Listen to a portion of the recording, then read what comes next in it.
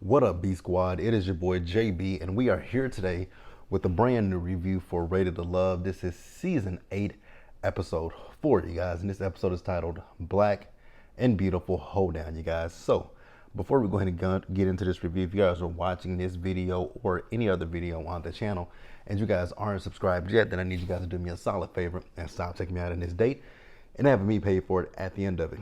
You guys know the routine. You can do me that favor by liking the video, subscribing to the channel, turning your post notifications on, and sharing the video, you guys. And with that out of the way, without further ado, let's go ahead and discuss Rated to Love, shall we? All right, you guys. So this episode, we open up the episode so we see all the ladies as they are going to brunch and they are talking to each other, right? So this is on camera the first time that they are meeting Kat, right? And when Kat walked in, some of the girls gave Kat some looks, and I was like, okay. Now I did see on Twitter tonight where Janelle was like, don't let the editing fool you guys that they had already met Kat off of camera. I don't care about that. I'm going off of what I saw, right? But so Tommy came in to meet the ladies, right? And he told the ladies to get ready for a Ready to Love hoedown. I was like, a hoedown? I was like, so because we're in Texas, we're just automatically gonna do a hoedown.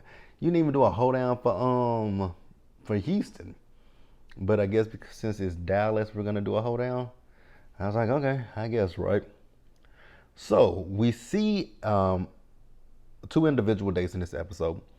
So the first individual date that we saw Sierra. So Sierra had invited Maria out, right? So Sierra lets us know that, she has been texting Maria and, that they have just really hit it off with each other. And I was like, see, here is what I don't like when it comes to Ready to Love, because we always find out that these people have been texting behind the scenes, right? Texting each other, talking to each other on the phone.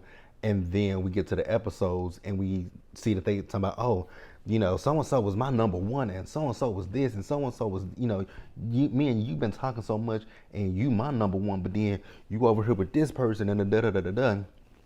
And we be in the dark, and then we get to the reunion and we find out a lot more information.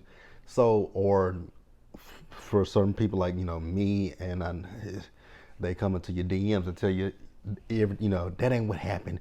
You gotta, it was so much stuff that happened behind the scenes. You guys don't know how many times I have heard that on Rated to Love, that there is so much behind the scenes that we don't see, right? Which it gets on my nerves, right?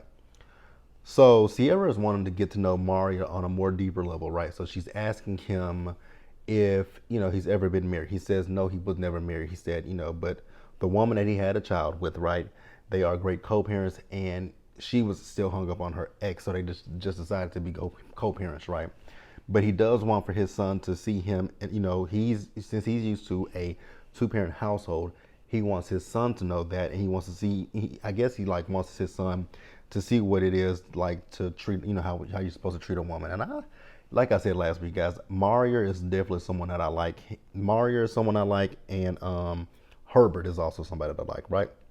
So what I will say, though, when it comes down to this, because they made some sexual jokes for each other, and I'm like, you guys know how I feel about the sexual innuendo jokes.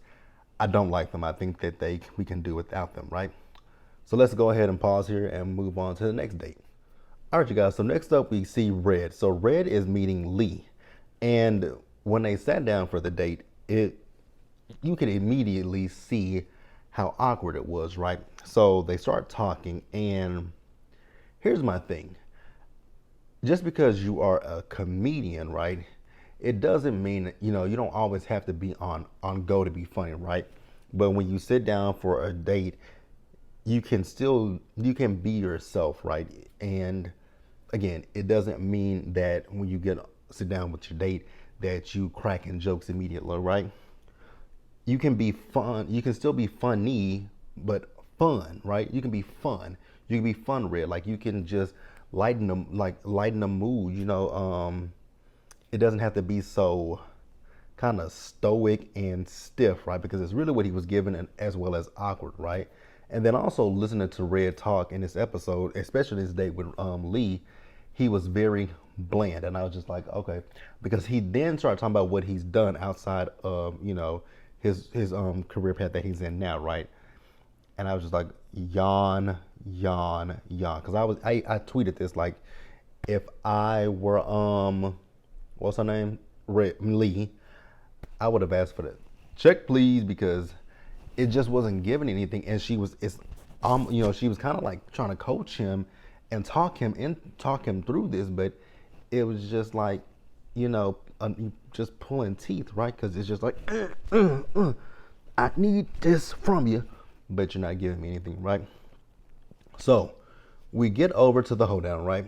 And so everybody shows up to the Hoedown in their best cowboy attire. So Tommy told them that at the end of the Hoedown, there's going to be one man who's going to believe him, because this week it is the ladies' turn to send one of the men home.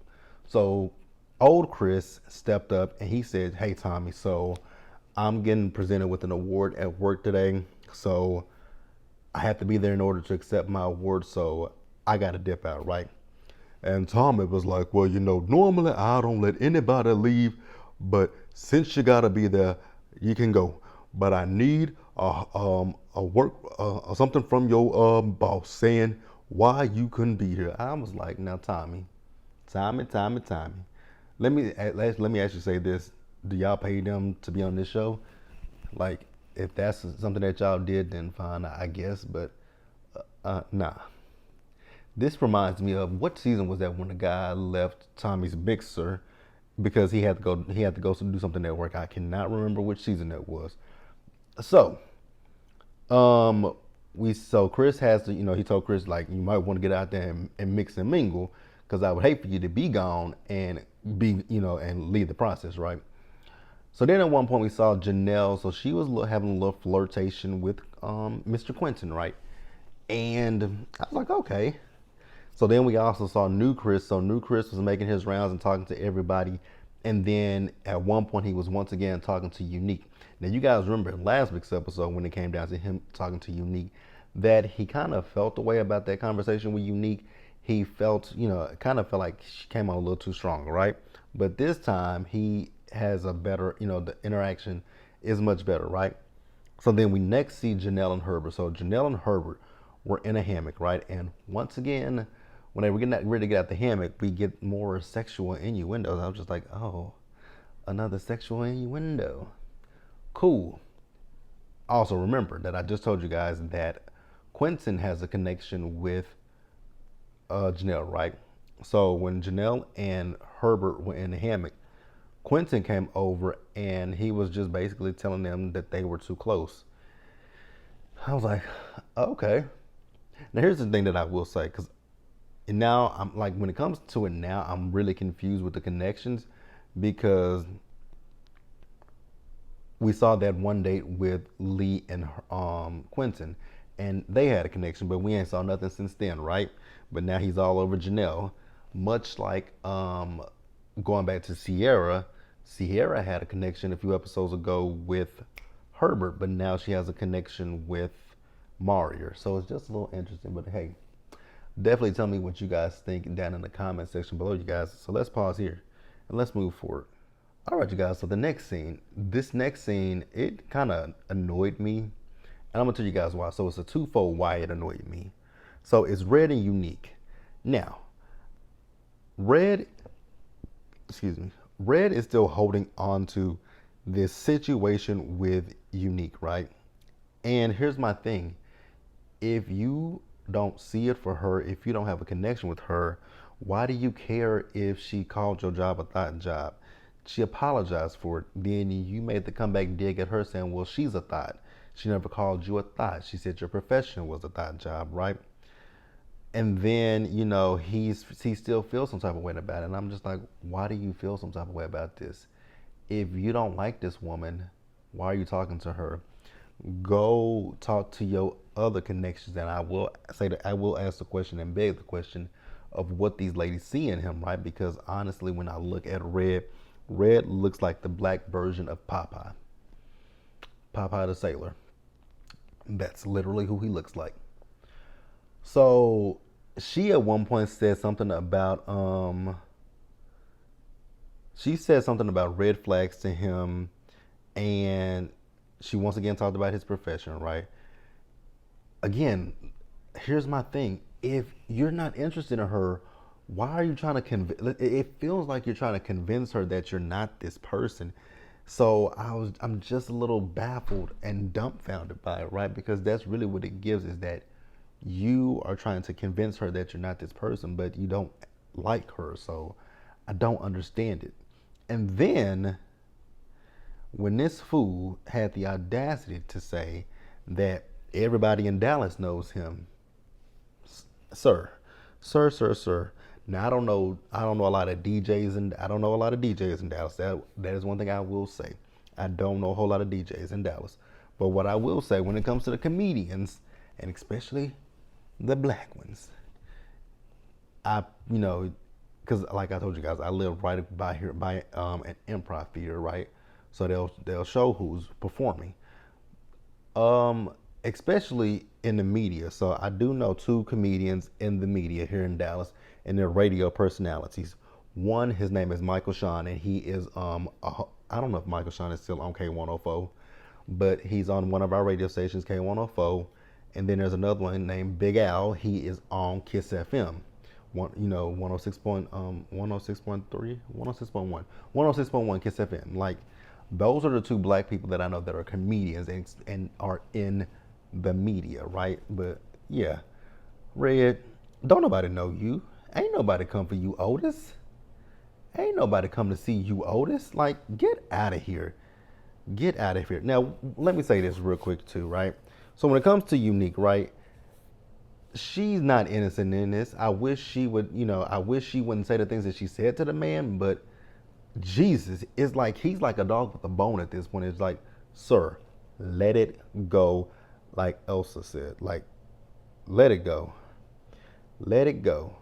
Because Red was like really bigging himself up, and I'm just like, who the are you? Like, you're talking about everybody knows you in Dallas, but not really. Because again, I don't know you. I've never even saw you on the news. And I watch the local news all the time. I've never saw you on anything that I watch here in Dallas, local news. WFAA, WFAA, Fox 4, and CBS 19. Like, or not CBS 19. CBS 19 is back in home. But CBS, I ain't never saw you on none of them. So, yes, sir, go to hell. Let's pause here, you guys, and move forward. All right, you guys. So next up, we see Aries. So Aries, we see that she and Phil, they have a little connection with each other. And honestly, you guys, I had completely forgot about Phil. No shade to that man. I was looking at him. I was like, who in the hell is this? Then I was like, oh, it's Phil. But I was like, I said, I don't know. I was like, okay, I kind of remember him because I remember him from his interaction with Tequila last week. That's the only reason why I remember him. So next up we have Marvin, right? So Marvin, he likes Kira. He likes Kira because of the lace she wore in last week's episode. I was like, so that's why you have a little fascination with her, is because of the lace. Okay. So she once again brought up the fact of him wanting to move to the Caribbean, right? So this time he says he's not opposed to it. Now, what I will say is I did agree with Kira, is that he was just saying what he needed to say to, make the situation smooth, right? I do agree with her in that respect. So next up we see Kat. So Kat, she is talking to Herbert, and we see that she and Herbert have hit it off, right? And I was like, okay, cool.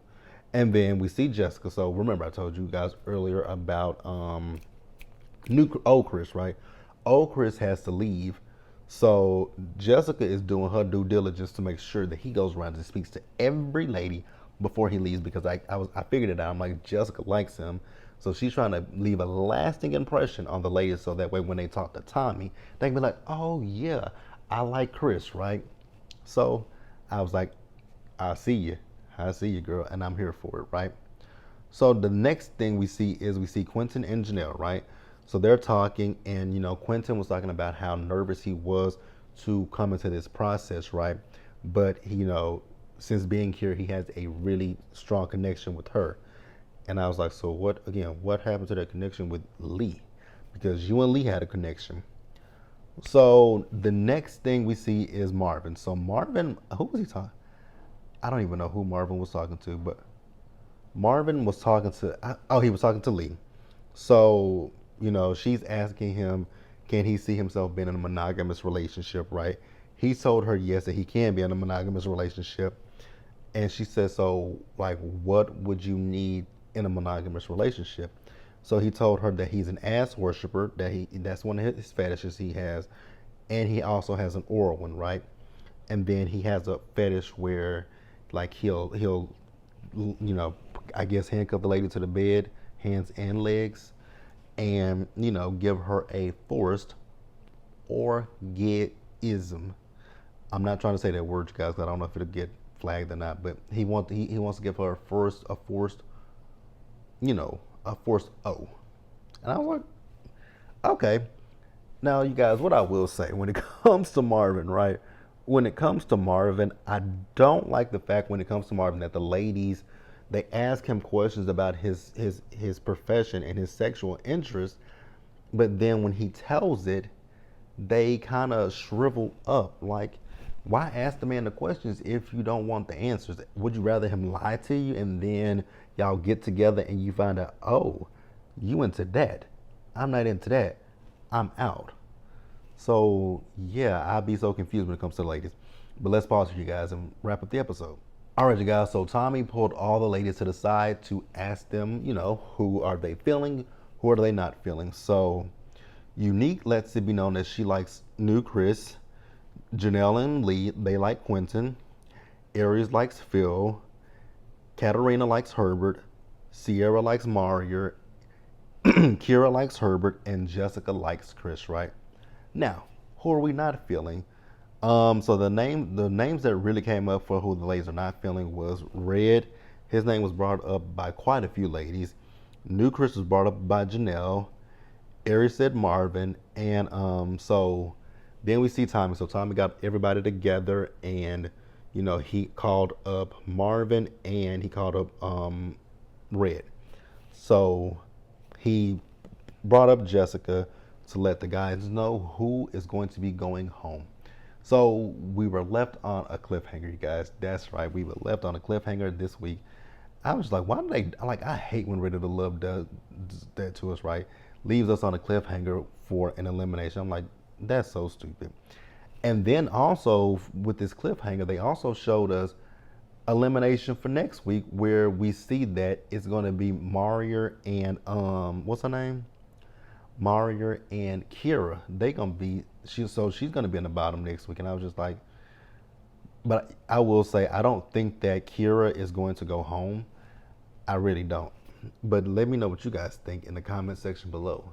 So I will say, for me, who I think will be going home for the men, I honestly feel like it might be Red's time to go. Actually, that's a toss up, you guys. That is an actual toss up. I feel like it could be Red's time to go, but then at the same time, I also can see that it might be I can see that it might be, I can say Red, or I would say Marvin. But let me know in the comment section, do you guys think it'll be Marvin, or you guys think it'll be Red? I'm thinking it might be, I'm thinking it, the more I think about it, because I say Red, but honestly, I can see them sending Marvin home because of them not being into the things that he is into. But once again, like I said, they continuously ask him about the things that he is into. And I'm just like, why do y'all do that? Like, again, like I said, if you're not interested in it, that's fine to say that I'm not interested in the things that you're interested in. But to continuously ask the man, what is he into? And then once he tells you what he's into, you kind of, retreat when he tells you. So I just have an issue with that. I really, really do have an issue with that. But yeah, I want you guys to tell me what you thought about this episode. Like I said, tell me who you guys think is going to go home next week. Do you think it'll be Marvin, or do you think it'll be Red? And I will see you guys later, you guys. So Be sure to join me for the live that I'm doing for Rated to Love, and I will talk to you guys then. So, as always, you guys stay safe out there. Take care of yourselves. Wash your hands. Be blessed, and I will catch you guys in the next one. Bye, guys.